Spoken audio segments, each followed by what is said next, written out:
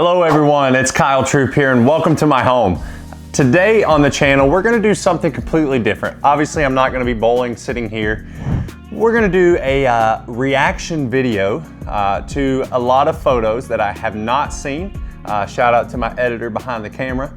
He has put these photos together for me to react to, tell some stories to. I'm a little nervous and a little excited to see what all we got. So let's see how it goes. All right, photo number one. Wow. My first reaction is that's probably the best I've ever looked. This was the 98 Erie Open. Guppy, we actually just watched this at the house a few days ago. And then the other thing is I can see my mom sitting beside me, and she passed away several years ago. So it's great to see this, but yeah, I was a ham. The golden curly locks, all the old ladies loved it when I was a kid. The only thing I really remember about that show was I did an interview with Guppy in between the first game and the second game. And that's about all I remember. But obviously I've seen this video so many times, so. All right, back to you, Mike.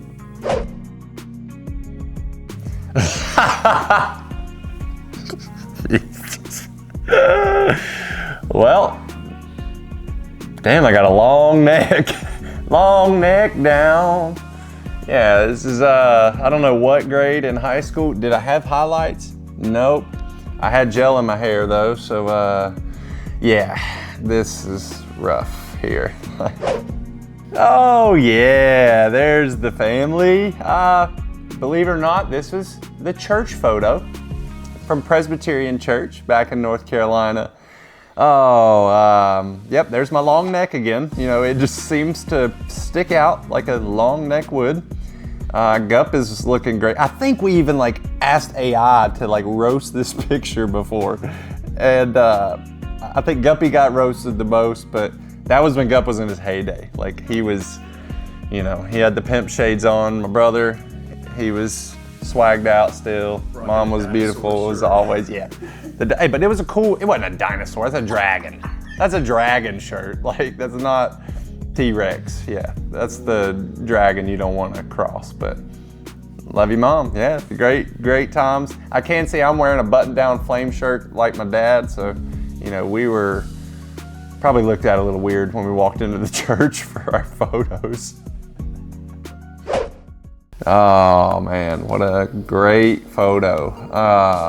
I had earrings, I can see that. So it was probably 2017, 2018, probably a few years before my mom passed away.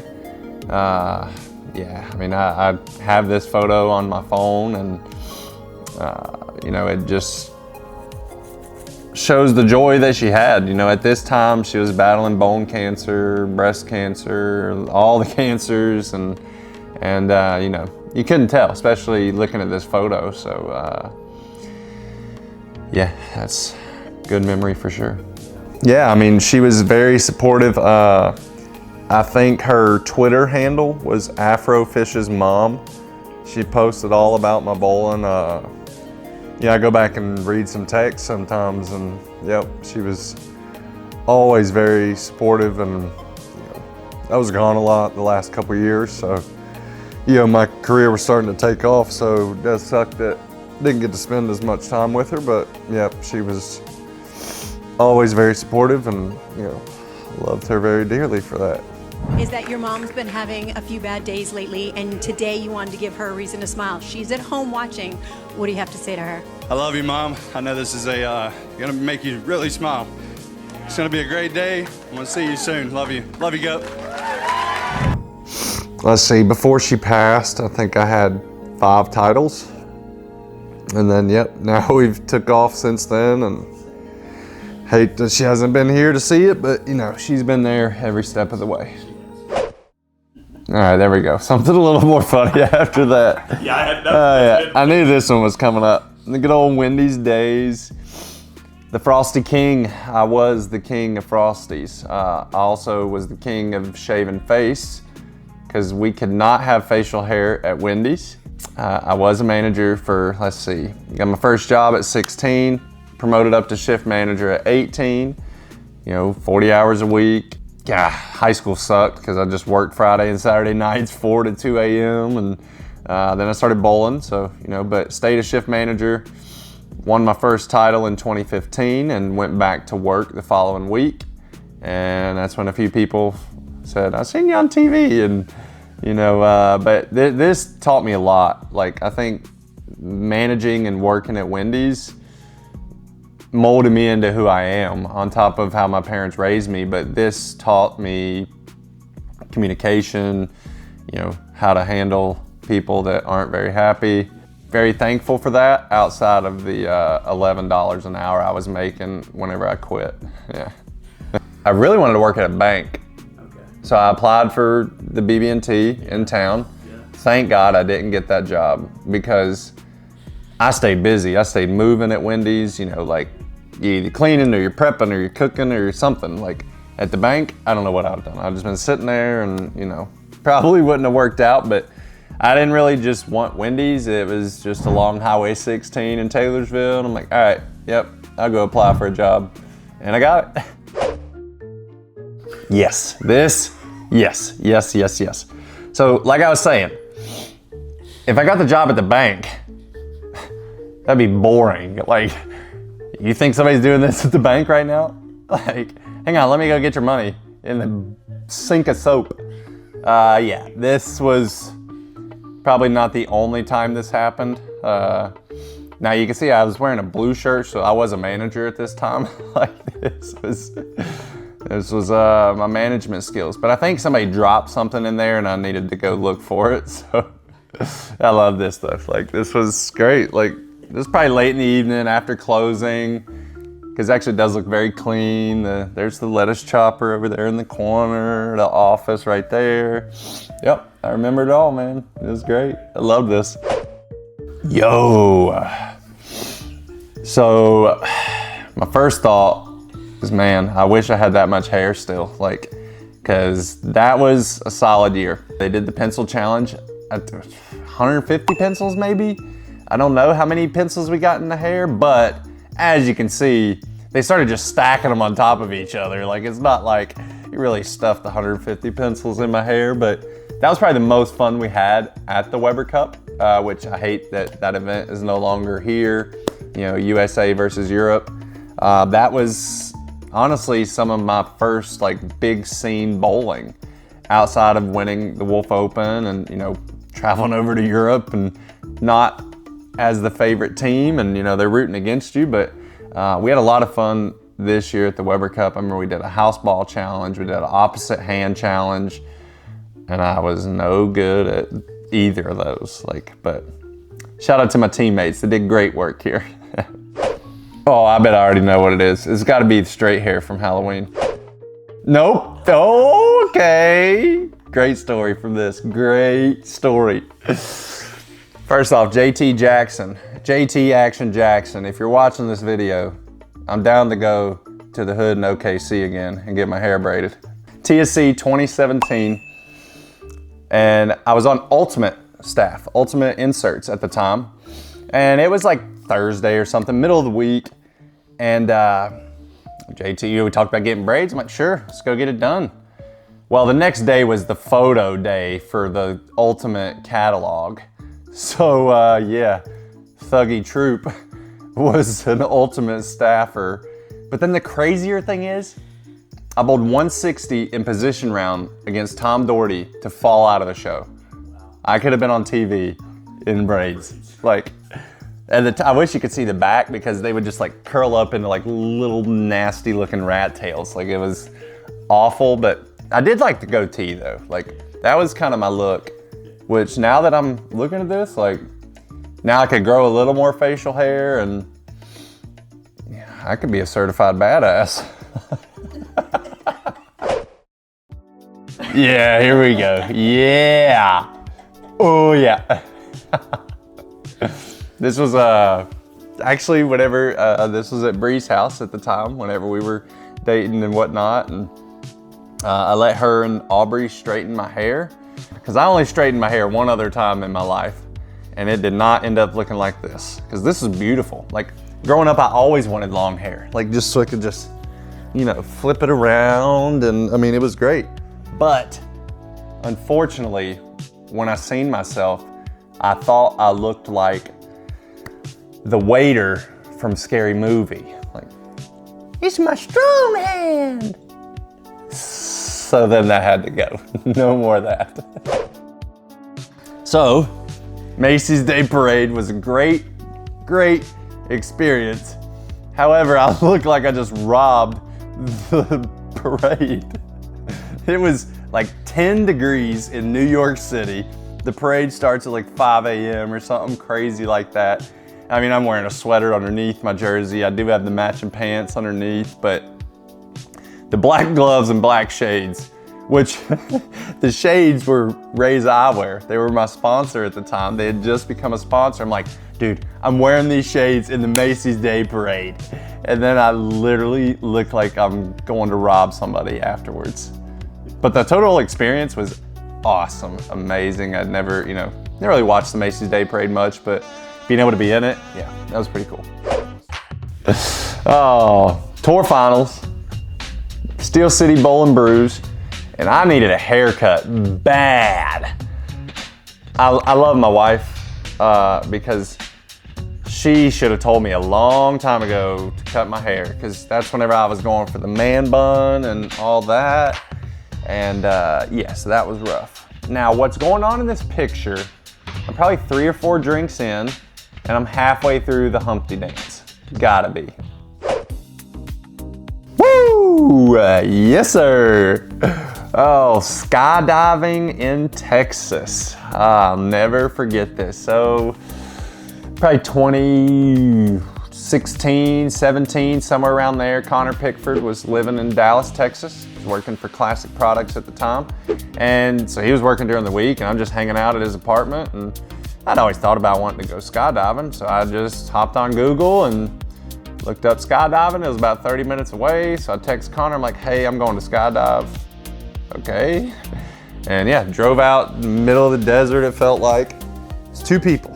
Me, obviously it was a tandem jump, so you're attached to the other guy. And it was an 18-year-old kid. The 18-year-old kid had probably 20 people there, including the dog, because it was his graduation gift. His parents asked him, did he want $300 or did he want a memory? And so he chose a memory, and the whole family was there. And I'm like, well, if I die, ain't nobody gonna know. Like, if he dies, yeah, I mean, at least his whole family's there to, send him off. Including his dog. Including the dog, yeah. If I did it now, yeah, I'd be scared to death. I wouldn't do it again. But then, no. But it was cool because I do remember in the Bowler's Journal, they had a 2-page fold out in like the middle of the magazine, and it was this picture, which at the time, Team Fish shirt, but I also wore a Storm patch and an Ultimate patch on the front. And so I was repping my sponsor, Skydiving. So, Storm, live or die for you. This is the start of Team Fish right here. This was the founding Fish members pretty much. I mean, Simonson's 12 years old, bowling on tour. Connor was 4 feet 6 inches tall, bowling. And Nidifer, I mean, he was a G. I don't know if many people know Craig Nidifer, but he was killer. Like, I wasn't very good. I was the worst bowler in this picture. And, he had an injury and an accident, and now he doesn't really bowl as much anymore. But this also probably had to be in Oklahoma. Shawnee, like 2015 maybe, when I won my first title. I don't think it was after I won, because we'd be feeling way better than we look like we are in this picture. Yeah, this was the beginning group, grinding on tour. Connor and I grew up bowling regionals a lot together, so we had been traveling the road for many years. But the crew running around. I mean, we were young, dumb, and nowhere near as good at bowling, but it was a lot of fun, lots and lots of fun. Oh, I mean, it was very important to have a crew or just some guys that you could lean on or fry out to and fry out some more to, and maybe even a little more, but just being able to get that off your chest. Back then, I didn't really know patience and all that, and my mental game was a disaster. I just threw it really hard and ripped it and ran to the line, but I mean, even now, I got Jesper now on tour, and you gotta have somebody or a group of people, because it's tough out on tour by, grinding, leaving your family, bowling against the best bowlers in the world, staying in hotels or Airbnbs. So this was like the founding group that kind of got me rolling, and Connor and Simo won the doubles together. Nidaford never won a title, which was just insane. But yeah, talented group, and you know, hey, we still tow the rock now. Oh, rest in peace, Bill Chrisman. Man, oh man, Bill Chrisman from Storm. Yeah, love Bill, man. He was a great guy. You know, I didn't get to know him too much throughout the years with Storm, but did anything and everything he could for me and all his staff players. I guess it was a little windy outside too, you know. Throwing the first pitch at the Chicago White Sox game. I don't play baseball. I hadn't thrown a baseball in probably 10 years. This is back when I lived in North Carolina. About a week before this, I went up, texted my buddy Gino. Shout out Gino if you're watching this, because I knew his son played baseball. So I went and practiced with his son's baseball team, like 13 years old, you know, just to throw a baseball. And yeah, this is a cool experience. However, I got no warm-up pitches, while some other like famous wide receiver, Hall of Famer, I don't know his name, he was throwing pitches for 30 minutes. I'm like, can I get one? No. So I hit the dirt. So I didn't even get it there. Yeah, Mike Iaconelli, let's go fishing. Yeah, so I do like to go fishing. I'm no Matt Ogle when it comes to fishing by any means. But this was probably top 5 coolest experiences I've ever got to do. Mike Iaconelli in the picture with me, won the Bassmaster. Anybody that fishes, I'm sure you know who Mike Iaconelli is. I did not at the time, but he was having a TV show where he would pretty much go do, you know, he had like a UFC fighter. So he like got in the cage and learned UFC and then brought the UFC fighter into fishing. And so we did the bowling, but then I remember this was in like southern New Jersey. And we started fishing, you know, around in the morning, 9 o'clock maybe. And the challenge was 4 types of fish. Tautog, sheep's head, some kind of trout, and some other thing. I don't know all the names. The first one took us like 2 hours to, like, just miserable. And then mind you, a hurricane is literally on the way. Like, we are rushing time. We're trying to catch these damn fish in this tiny ocean that we're in or whatever we're at. But we caught all 4 fish and got off the water before the hurricane hit. About 2.5 hours later, it was downpouring. But we caught all the fish. I thought we had no chance. Caught 2 of them myself, and he caught the other 2. The last one was like the flat fish, and it's like on the bottom. So you gotta like bump it along. Well, we're also fishing like this because the winds are picking up, and I'm like, I feel like I got 100 bites or 100 rocks, so I'm not gonna be able to catch this fish, but that was cool. Mike Iaconelli. This was in Mimosa Lanes in Morganton, North Carolina. They said Wood Lanes manual scorekeeping dungeon of Morganton, Mimosa Lanes, but I'm probably 18, 19 years old in this picture. That's a Rotogrip Critical. I do know that. That was one of my favorite balls in the Eternal Cell. This was like the come up days. Like, this was the grind. Like, you know, bowl a tournament, make a couple $100, and you know, we're living large. You know, we're in charge. We were definitely in charge back then. Had my cool tats. Oh yeah, wow. Had my buckle jeans. I do remember, like, every time I won a tournament, I went to Buckle and like got a new outfit or got some new jeans. But this place is now closed down. Shout out to Kim McNeely. Taught me a lot growing up. He ran the pro shop here. I got all my balls drilled from him, and it did take like an hour every time I got a ball drilled because he loves to talk, but it's okay. Learned a lot from you, Ken. Okay, all right, this is a fine picture. 2015 Wolf Open. I look scared though.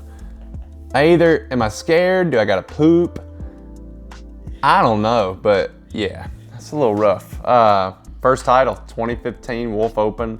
A lot of people ask me, like, thought you were on staff with Motive and then signed with Storm. I was a free agent. I was a free agent then. You know, I hadn't been on contract with anybody. I did throw some motive balls earlier in the week. It was on 32-foot Wolf at the time. And I used the Rebel Tank. That was probably one of the worst urethane balls Motive ever made. You know, maybe even quoted from some players on Motive. And I'm the only guy to win a title with that ball on tour. But yeah, first title. I said I was gonna win this tournament for like a year. Leading up to it, I talked about it all the time. Like, Wolf Open, I'm winning it. Wolf Open, I'm winning it. Wolf Open, I won it. My mom was there, my brother was there, Guppy was there, and Connor and I, swear to God, drove through a tornado on the way to Oklahoma. It was pitch black dark. It was glowing green on each side. When we got out of the pitch black darkness, I was in my Corolla, because that was the Nader, the Nader Chaser, or whatever we called it. And we're like 4 o'clock in the afternoon, and it's darker than like the darkest I've ever seen in my life. And then the glowing green, and you know, and we were talking about tornadoes 8 hours prior when we were driving from North Carolina to Oklahoma. As soon as it got light again, it was hailing and raining so hard, we pulled off the interstate, called my parents, told them I loved them. Connor and I literally sat in the front seat of the Corolla and just getting rocked around. Felt like forever. It was probably about 2 minutes. And Connor was like, I think we need to keep going. I'm driving. And I mean, I'm like, no, I ain't going. Like, I'm not driving in this. The car in front of me got back on. So then I followed that car, and about 5 minutes down the road, you know, we got through it. We were probably 45 minutes out from the casino. Lee Vanderhoff called us. He said, hey, where y'all at? And we were like, we just drove through a nasty storm. He said, yeah, we were watching the game and the weather alert came on and said like 3 cells formed and dropped the tornado 45 miles east of Fire Lake Casino, and we were 45 minutes out. So when we got to the room, I looked at Connor and I said, I mean, I'm getting chill bumps right now. And I said, something special is gonna happen this week. And I won my first title. Yeah, I mean, you know, to win my first title, to finally have a PBA title, it kind of gave a little bit of credit to my name, you know, because before then I was just Guppy's son and I dressed like him, and Sideshow Bob, PBA Clown, I've heard it all. But, you know, this was kind of the start to, all right, like, I am my own bowler. Like, I can bowl, but actually I was pretty trash back then. Now, if we were playing up 5 or right of that, you could book me for a top 10 any day. But, yeah, I mean, I was still a rough bowler back then, but giving me my first win, I know I won my second one 2 years later, so it still did take a little while. But definitely gave me the confidence and, you know, just got a little bit of the weight off of my shoulders as far as being in the shadows of Guppy, so to speak. Bang, title number 2. Bayside Bowl, we're coming back. April, Jesper and I, we're coming back for our titles. Definitely the best Jesper's ever looked on television. You know, like, I don't know if y'all know this, but the pants matched the shirt for him and me. We were the cool cats in Bayside. Unbelievable time there. It was my first time at Bayside, and we dominated. Like, and we beat EJ and Marshall for the title, and then we did it again. Yeah, the double pick, you know, that was on Sports Center. Jesper finally looked cool on TV for once with matching pants. And that was like the start of our friendship. I remember when Jesper asked me to bowl the doubles. We were bowling against each other in the Cheetah Championship at the World Series. And it was round of 16 or whatever it was. And he asked me, you want to bowl the doubles together? Yeah, definitely, like, sure. And then I thought he was just trying to mess with me or whatnot, but no, because he was kind of the fifth wheel of the Stu, Dom, Oscu, Martin, and then Jesper was kind of the fifth wheel. So they kind of told him like, hey, you've had fun hanging out with Kyle before. Why don't you ask him to bowl? Yeah, I mean, we did take him out for his 21st birthday, me and Connor, in Columbus, the night of qualifying. And yeah, it was painful for him afterwards. First major, Players Championship. This was another tournament. I talked about it for a long, long time. 6-7 months. Once they announced this tournament, I said I was gonna win it. And I worked hard, oh my God. Worked so hard. Shout out to Sean Ryan. He taught me how to bowl. In December of 2020, went down, worked with him, and then this happened. Like, I mean, God, I wish my game was that good now. Like, it was so, so good in 2021. But the biggest thing I was focused about from when they announced it was $1 million if you bowl 300 in the title match. And so when people would bring up the players or ask me or whatnot, I said, I'm winning $1 million. That's the only thing I cared about, was winning $1 million. And then I 4-7 frame one, I'm like, guess I'm gonna have to settle for $250,000 and try and win this title. But best bowling, I mean, that whole year was just unbelievable. Gosh. Oh, yeah, we'll kiss it again.